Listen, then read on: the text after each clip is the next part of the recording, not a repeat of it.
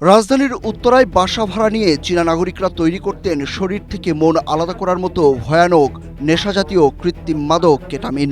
চিকিৎসা বিজ্ঞানের ভাষায় কেটামিনকে বলা হয় ডিসোসিয়েটিভ অ্যানেস্থেটিক। এর মানে হলো এটি গ্রহণ করার পর মানুষের মস্তিষ্ক তার শরীরের ইন্দ্রিয়গুলো থেকে বিচ্ছিন্ন হয়ে যায়।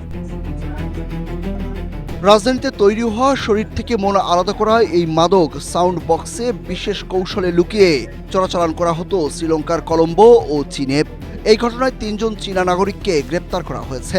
তারা হলেন লিবিন, জুঝি ও চুনসেং ইয়াং। উত্তরার ১০ নম্বর সেক্টরের একটি বাসায় বুধবার রাত ৮টা থেকে মধ্যরাত পর্যন্ত অভিযান চালিয়ে তাদের গ্রেপ্তার করে মাদকদ্রব্য নিয়ন্ত্রণ অধিদপ্তর। স্ট্রবেরি সুপার ডটেড ও ক্লাসিক ভ্যারিয়েন্টে সেন্সেশন জাগুক শিহরণ। এ সময় তাদের কাছ থেকে ৬ কেজি ৩০০ গ্রাম কেটামিন মাদকদ্রব্য তৈরির বিপুল কাঁচামাল জব্দ করা হয়। এছাড়া কেটামিন মাদক তৈরির কাজে ব্যবহৃত বিকার, ফানেল, হিটার, ডিজিটাল মিটার, ঝাড়, অ্যাপ্রন, গ্লাভস, মাস্ক সহ বিভিন্ন সামগ্রী জব্দ করা হয়। মাদকদ্রব্য নিয়ন্ত্রণ অধিদপ্তরের বিভাগীয় গোয়েন্দা কার্যালয়ের উপপরিচালক মোহাম্মদ মেহেদী হাসান বলেন, গ্রেপ্তার হওয়া ৩ জনই কেটামিন মাদক তৈরিতে দক্ষ বলে তাদের ধারণা। এই মাদক তৈরির জন্য তারা লোকাল মেডিসিনও ব্যবহার করত।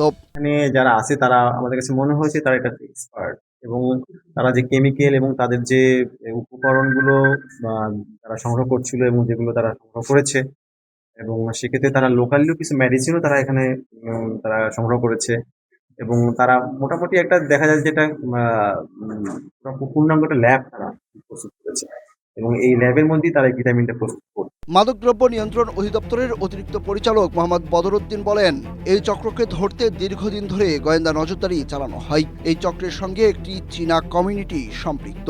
দেশ বিদেশের চীনা নাগরিকদের মাঝে এই মাদক বিক্রি করা হতো বলেও জানান তিনি।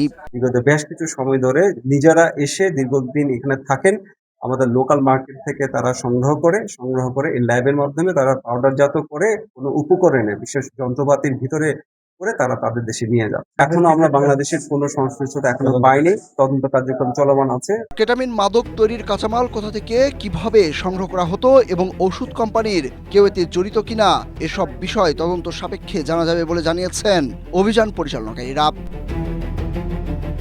Suruj Ahmed, Asia post.